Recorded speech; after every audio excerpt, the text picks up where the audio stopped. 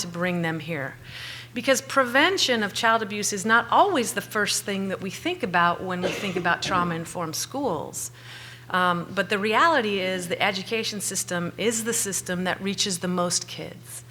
So when we think about universal prevention of something like child maltreatment, and specifically something like childhood sexual abuse, having the venue of schools is going to be our most powerful tool, and the education system is going to be our most powerful partner in this.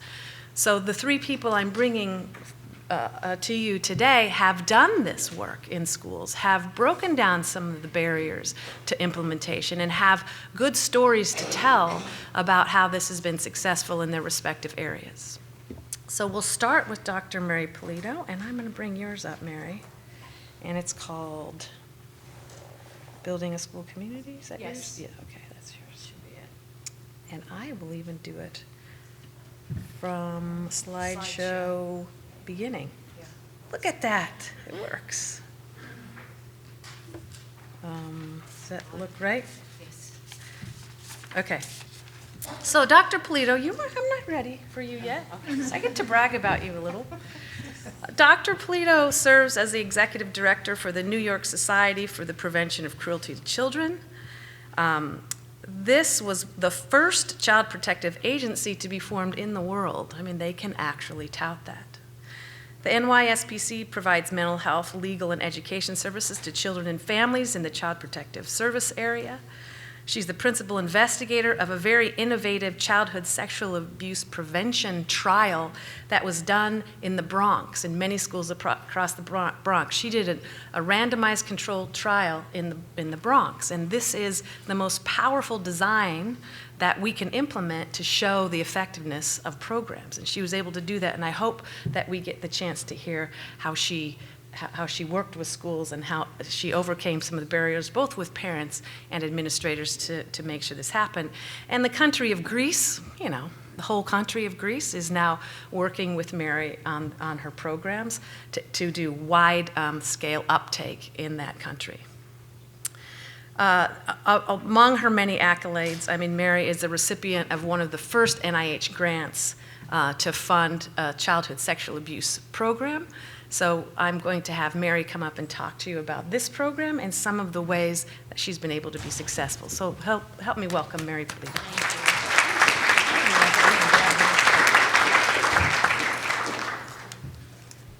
It's a pleasure to be here today. I'm really honored, and I look forward to answering any questions you have. But thank you all for the work that you're doing to help protect children and keep them safe too every single day. I'm going to show we're the first child protection agency in the world from 1875 to now. So rather than tell you about it, which could take the entire conference, I'm going to show you just a 5-minute clip that'll tell you about our work. And then I'm going to discuss what fueled the Safe Touches program. I'm going to describe the research. And another aspect of our work in New York City is to go into schools after there have been horrific allegations and instances of child sex abuse. And I'll describe our partnership with the Horace Mann School, an overview of the prevention programs that we've developed from kindergarten through the 12th grade. And then I really want to focus also on our Bronx project for Safe Touches and the work that we're doing in Greece.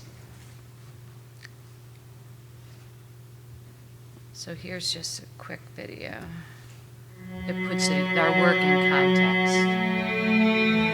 They're the stories we don't want to hear. An investigation into the death of a baby girl found behind a Bronx apartment building. A Queens man is charged with sexually abusing a child inside a mosque. The ones that make us want to change the channel. Just a horrible tragedy here. Police are still on the scene investigating. There are 246 cases of abuse and neglect every day in New York City. The most severe of these are referred to the NYSPCC, the New York Society for the Prevention of Cruelty to Children. We are taking the worst cases of child abuse and neglect imaginable. A child is sexually abused in the schools, and we're called. A child is beaten and raped and left for dead, and we're called.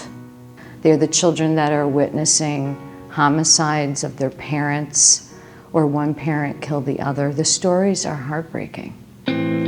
Heartbreaking, but they are stories that can have a happy ending. You guys took it every step to show me what to do.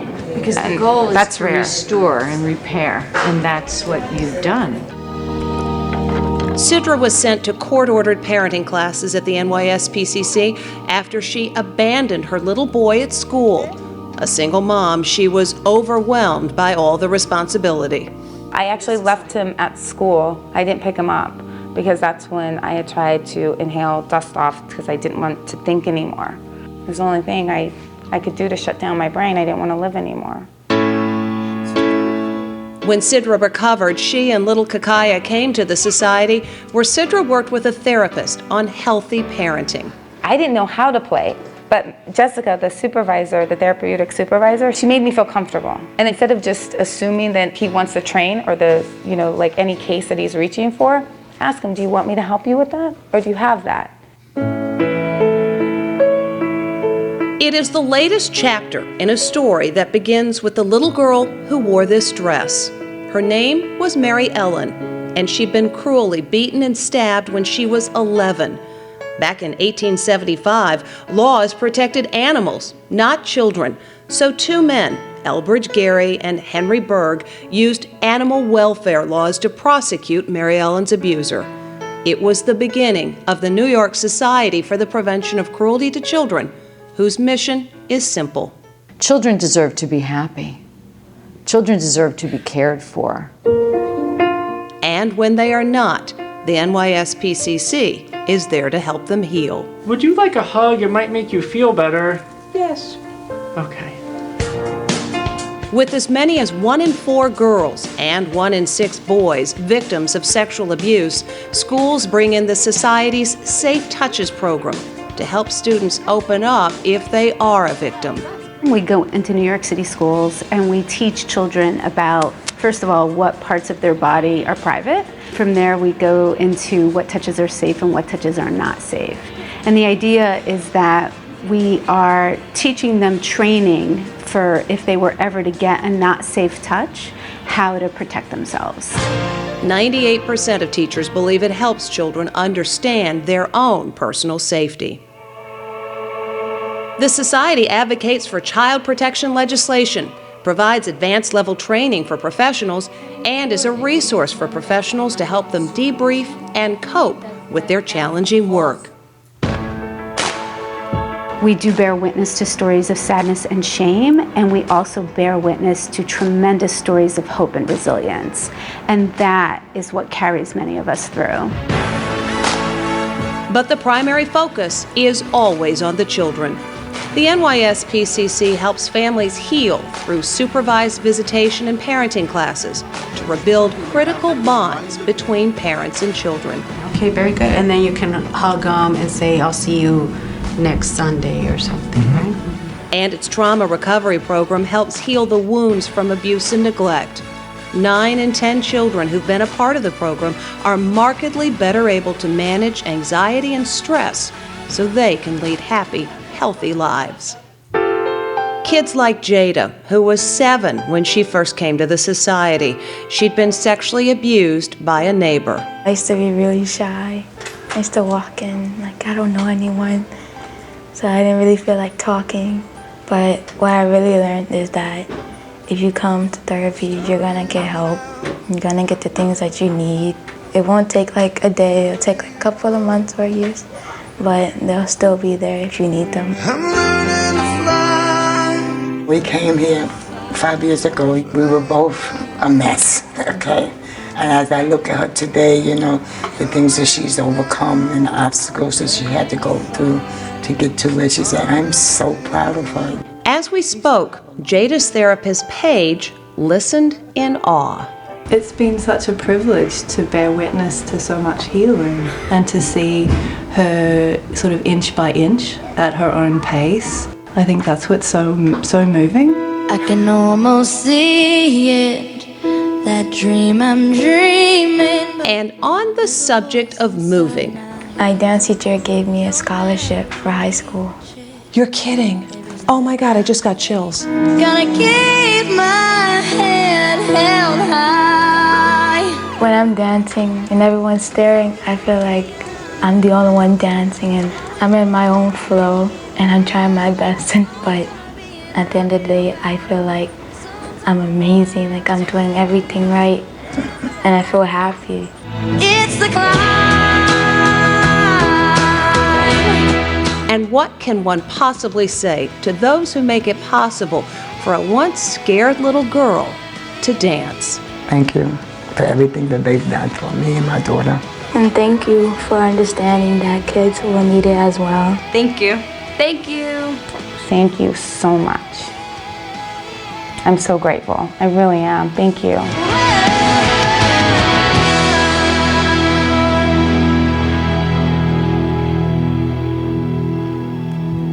So that's a little bit about our history and our work.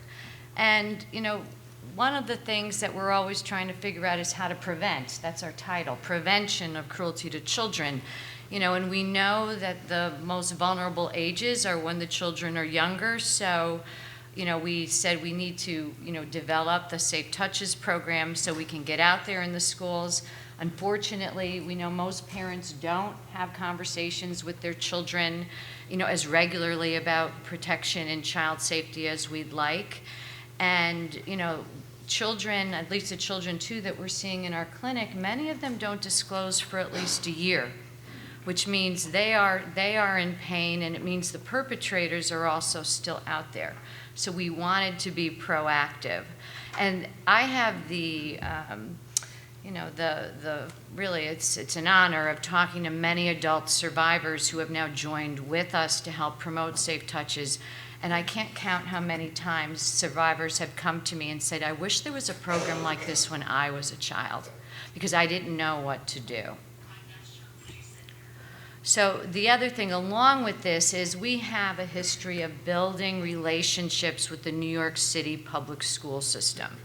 You know, when there is something, when there is a crisis, this was even before we launched Safe Touches, we would go in and meet with the guidance counselors and the teachers and the principal and the parents, and whenever there was an incidence of child sex abuse, we have training for all of those individuals. And so we were very responsive to them.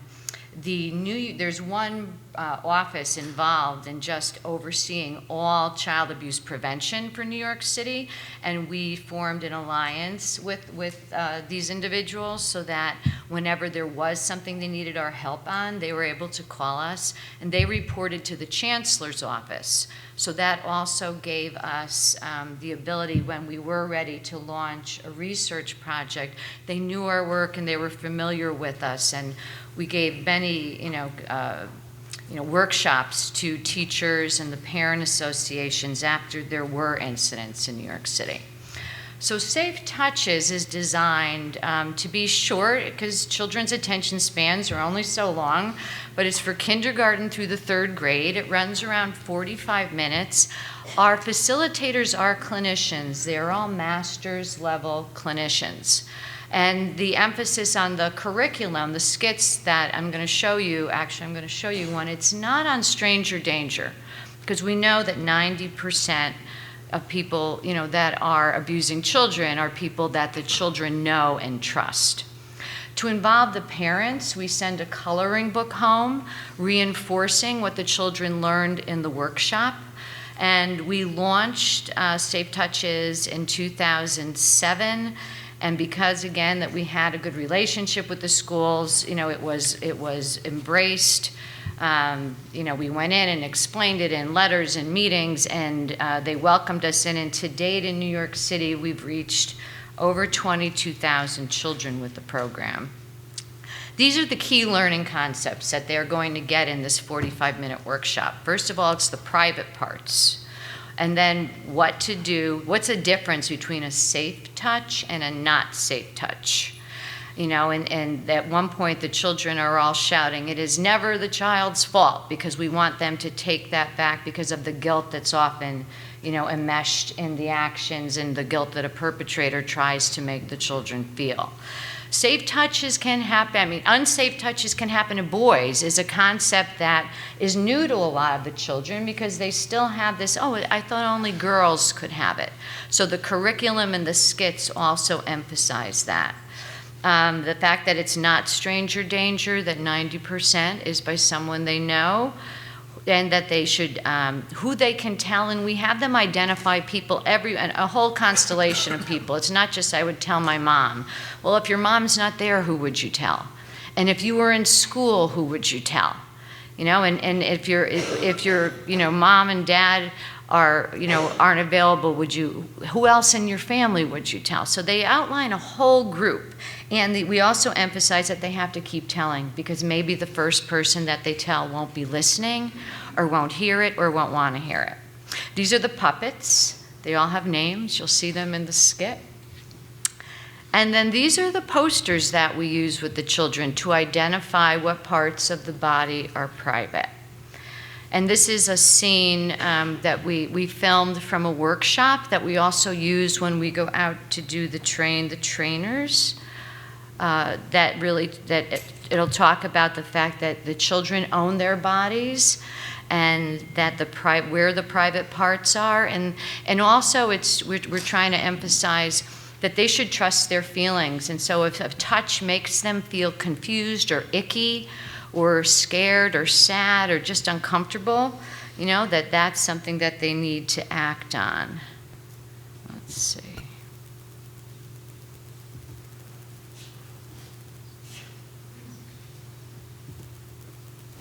So one thing that makes us very special is that we own our bodies, right?